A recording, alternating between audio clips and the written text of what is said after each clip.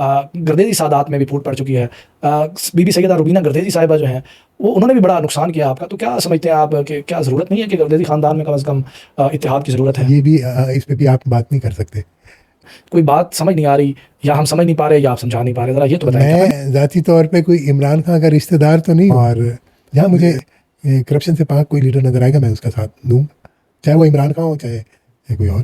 بڑے بڑے ہوتے رہے تو جائیداد میں اضافہ تو ہوا ہی ہوگا. اس میں تو جب میرے پہ پریشر ڈالا جاتا تھا آپ کا داؤ نہیں لگا, یا ہماری زبان میں وہ ایک لفظ ہے کہ ول نہیں آیا جناب, نوٹوں کے بھرے ہوئے تھیلے لے کے میرے پیچھے بھاگتے رہے. آئی ایم ایف سے ہم نے جان نہیں چھڑوانی, آئی ایم ایف خود ہمارے سے جان چھڑوانا چاہتے ہیں. وہ ہمارے حکمران کرپشن کر کے اس ملک کو دیوالیہ کر دیتے ہیں. وہ بھی تو وقت تھا نا جب پاکستان جرمنی اور جاپان کو قرضہ دیتا تھا.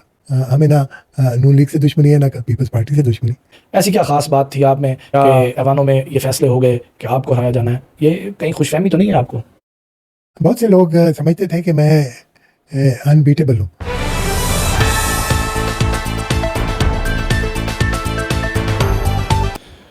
گردیزی صاحب, عمران خان اس وقت جیل میں ہے اور پی ٹی آئی کی جتنی بھی سیاست ہے اب وہ نظر آ رہا ہے کہ احتجاجی سیاست ہے. اس احتجاجی سیاست میں آپ ہمیں کہیں نظر نہیں آتے, اور آپ کلیم بھی یہ کر رہے ہیں کہ آپ پی ٹی آئی کا حصہ ہیں. کوئی بات سمجھ نہیں آ رہی یا ہم سمجھ نہیں پا رہے یا آپ سمجھا نہیں پا رہے, ذرا یہ تو بتائیں. کیا ابھی تو پہلی بات یہ ہے کہ احتجاجی سیاست ایز سچ کوئی شروع نہیں ہوئی. دوسری بات یہ ہے کہ اس وقت بھی عمران خان جیل میں ہے, اس کے باہر آنے پہ پی ٹی آئی کی کیا شکل ہوگی یہ بھی اس پہ بھی آپ بات نہیں کر سکتے. باقی میں ذاتی طور پہ کوئی عمران خان کا رشتہ دار تو نہیں ہوں. میں اگر عمران خان کے ساتھ ہوں تو ہماری نظریاتی وابستگی ہے, اور اس کی بنیادی وجہ یہ ہے کہ میں محسوس کرتا ہوں کہ جن لوگوں نے 50 سال سے اس ملک پہ حکمرانی کی ہے, جن لوگوں نے یا جس جماعت نے, انہوں نے ہمارے ہنستے بستے ملک کی اکانومی کو اجاڑ دیا ہے اور اپنے پیٹ بھرے. اور کم از کم عمران خان میں یہ محسوس کرتا ہوں کہ ایسی کوئی علت نہیں ہے, تو اسی لیے میں اس کے ساتھ ہوں. کرپشن میرا ایشو ہے, اور جہاں مجھے کرپشن سے پاک کوئی لیڈر نظر آئے گا میں اس کا ساتھ دوں, چاہے وہ عمران خان ہو چاہے کوئی اور. گردیزی صاحب, مختلف پورٹ فولیوز آپ کے پاس رہے, منسٹریاں رہیں, بڑے بڑے عہدے رہے, تو جائیداد میں اضافہ تو ہوا ہی ہوگا. وہ ذرا بتائیں نا کتنی جائیداد بنا چکے ہیں, کوئی ہمیں بھی تو پتہ چلے. اس میں تو جب میرے پہ پریشر ڈالا جاتا تھا میں ایک ہی بات کیا کرتا تھا ان سے کہ میری وراثتی جائیداد پوری کر کے دے دیں, باقی آپ لے جائیں. مجھے کہا جاتا تھا کہ ہم آپ پہ کرپشن کے دعوے کیس کریں گے, ہم آپ پہ کرپشن کے کیسز رجسٹر کر دیں گے. تو میں آگے سے ان کو کہتا تھا ضرور کریں, میری جتنی وراثتی جائیداد تھی وہ مجھے پوری کر کے دے دیں, باقی جو آپ کو ملے وہ لے جائیں. گردیزی صاحب, ہم نے بہت سارے نمائندے ایسے دیکھے ہیں جو یہاں سے سائیکلوں پر جاتے ہیں, اور جب وہ ایوان میں پہنچ جاتے ہیں تو پھر لیکسس گاڑیاں, V8 گاڑیاں ان کے پاس ہوتی ہیں اور رقبے ان کے بڑھتے جاتے ہیں. صحیح یہ بتائیں کہ آپ کو آپ کہتے ہیں کہ کرپشن میں کرتا نہیں ہوں, آپ کا داؤ نہیں لگا, یا ہماری زبان میں وہ ایک لفظ ہے کہ ول نہیں آیا جناب نو کرپشن کرنے دا؟ کیا کہانی ہے یہ بھی ذرا سمجھائیں نا. آپ یہ دیکھیں کہ ہمارا ملک جو ہے دنیا ترقی کر رہی ہے اور ہمارا ملک پیچھے جا رہا ہے, یہ اسی کرپشن کا نتیجہ ہے. اور کیا ہماری آنے والی نسلیں کس طرح اس ملک میں وقت گزاریں گی؟ اگر آپ کو اپنی ماں دھرتی سے پیار ہوگا, آنے والی نسلوں کا احساس ہوگا, تو آپ کبھی کرپشن نہیں کریں گے. گردیزی صاحب, میرا سوال ہے کہ آپ کو آفرز تو ہوتی ہی ہوں گی, یہ تو نہیں کہا جا سکتا کہ آپ جس جگہ بیٹھے ہیں سمندر میں کوئی بندہ گھس جائے اور وہ کہے کہ میں گیلا بھی نہیں ہوتا. تو آخر کوئی آفرز ہوئی ہوں گی, کوئی خفیہ ڈیلز ہوئی ہوں گی, آپ نے نہیں کی ہوں گی, آپ کے نام پہ کسی نے کی ہوں گی, کوئی واقعہ یہاں شیئر کرنا تو بنتا ہی ہے. دیکھیں آفر تو جو ارباب اقتدار ہوتے ہیں ان کو آفر کرنے والے پہنچ جاتے ہیں ان کے پاس. اور خاص طور پہ میرے پاس جو منسٹریز رہی ہیں, کوآپریٹو منسٹری تھی, اس میں تمام ہاؤسنگ سوسائٹیز اس کے انڈر تھیں, اور ہاؤسنگ سوسائٹیز والے لٹرلی نوٹوں کے بھرے ہوئے تھیلے لے کے میرے پیچھے بھاگتے رہے ہیں, لیکن اللہ نے ہمیں بچائے رکھا ہے اس کے غلط پیسوں سے, حرام کی کمائی سے. اور پھر میرے پاس فوڈ منسٹری رہی ہے, جس میں وہ ایک اسٹینڈرڈ پروسیجر کے تحت کرپشن ہوتی ہے, لیکن اللہ کی مہربانی رہی ہے. بلکہ فوڈ منسٹری کا جو لوگ تھے وہ کہتے تھے کہ یہ بڑا اچھا ہو گیا, ہمیں منسٹر کا شیئر بھی بچ جاتا ہے. یہ رہا ہے, اور وہ اللہ نے اس حرام کی کمائی سے بچائے رکھا ہے. اور اس میں سمجھتا ہوں کہ میرے بزرگوں کی تربیت کا بہت بڑا اثر ہے.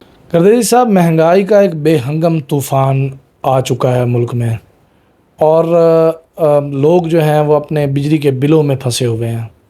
ملک آئی ایم ایف نے جکڑا ہوا ہے. تو ہماری تو جب آئی ایم ایف سے جان نہیں چھوٹ رہی, تو آپ بتائیں بھئی کیا بنے گا اس غریب عوام کا؟ ایک تو میں یہاں پہ ایک تصحیح کرنا چاہتا ہوں کہ آئی ایم ایف سے ہم نے جان نہیں چھڑوانی. آئی ایم ایف خود ہمارے سے جان چھڑوانا چاہتا ہے. وہ آئی ایم ایف تو ہمیں نہیں کہتا کہ آؤ اور میرے سے قرضہ لو. ہم بھاگے بھاگے جاتے ہیں آئی ایم ایف کو سے قرضہ لینے, اور اس کی وجہ یہ ہے کہ ہمارے حکمران کرپشن کر کے اس ملک کو دیوالیہ کر دیتے ہیں, اور پھر جاتے ہیں آئی ایم ایف سے قرضہ لیتے ہیں. اور آئی ایم ایف والے پھر کہتے ہیں یہ قرضہ اگر ہم دیں گے تو ہمیں ری پیمنٹ کا اسکیجول بنا کے دکھاؤ, کیا واپسی کیسے کرو گے. یہ سلسلہ ہے. یہ حکمرانوں کی کرپشن جو ہے اس کو چھپانے کے لیے وہ کہتے ہیں کہ آئی ایم ایف کا ہمارے پہ پریشر ہے. آپ کی حکمرانوں کی کسی نے منت کی ہے کہ آئی ایم ایف کے پاس جائیں؟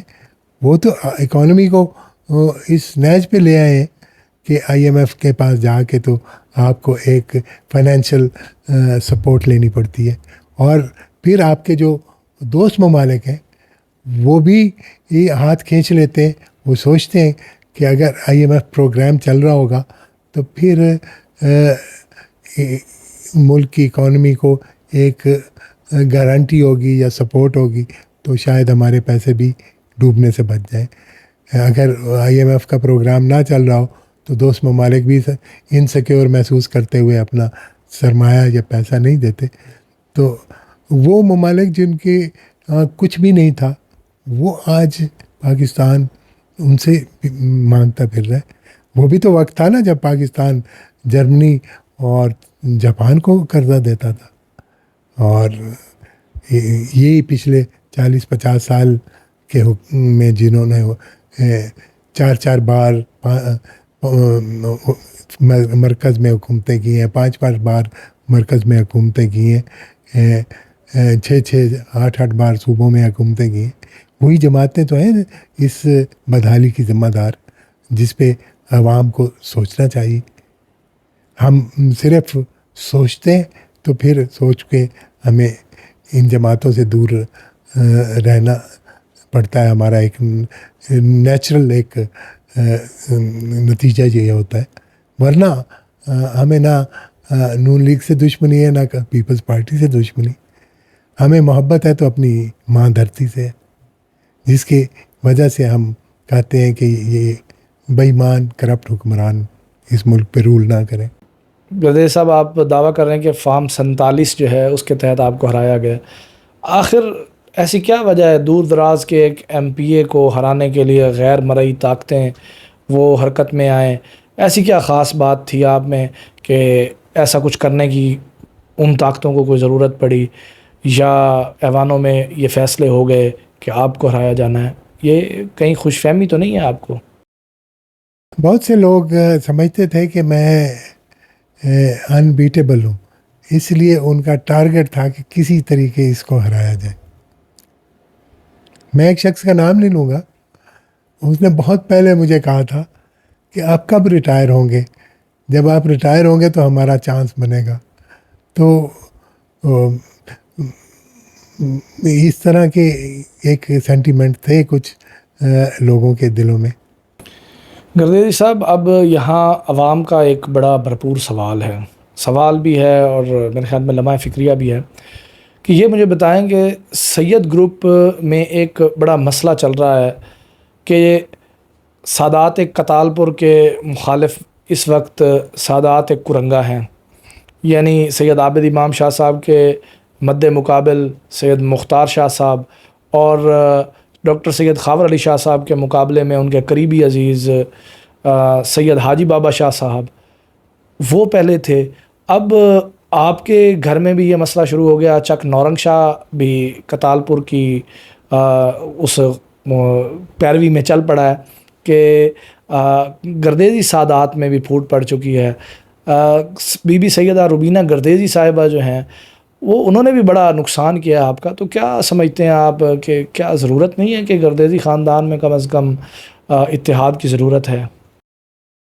یقینی طور پہ ان کی وجہ سے بھی کچھ ووٹ بینک میرا ٹوٹا. میرا وہ کہتے ہیں نا, ایک انگریزی کا لفظ ہوتا ہے ملٹی پرونگ اسٹریٹجی. مجھے ہرانے کے لیے ملٹی پرونگ اسٹریٹجی اپنائی گئی تھی. ادھر روبینہ بی بی کو لانچ کیا گیا, ادھر پی ٹی آئی کا ٹکٹ ایک دوسرے شخص کو دلوایا گیا, ادھر باقی الٹیمیٹلی پھر فارم 47 آ گیا جس سے میں ہار گیا.